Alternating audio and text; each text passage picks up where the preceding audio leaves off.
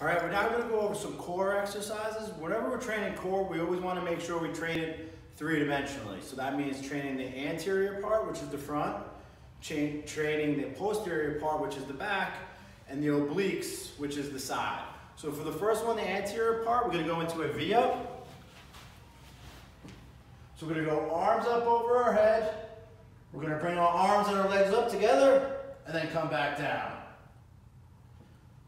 So we want to make sure our heels don't touch the ground and we're not flopping all over the place. If that's too easy for you, then you want something that's a little bit more challenging, we can hold a medicine ball or a dumbbell or a kettlebell or something like that in our hands.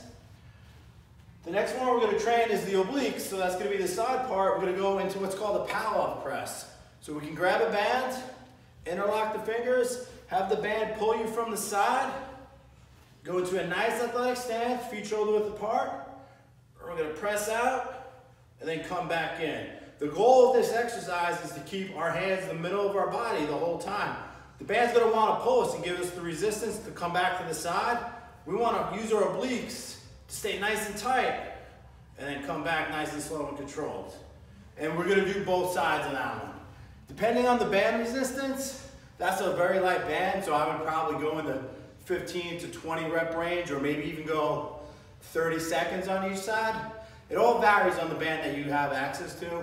Make sure you're getting challenged and make sure you're feeling it in your obliques there.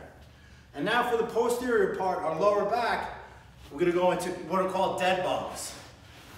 So we're going to have our hips at 90 degrees, our knees are at 90 degrees, arms are stretched out towards the ceiling, and we're pushing our lower back into the floor. We're going to extend our opposite arm, opposite leg, get nice and long, come back, and then switch legs. So we always want to make sure we're bringing our hips and our knees back to 90, and then getting nice and long with each rep. This one's very important because we've probably been sitting around a lot, with what's going on. So this is going to help strengthen our lower back, which will prevent lower back pain in the future.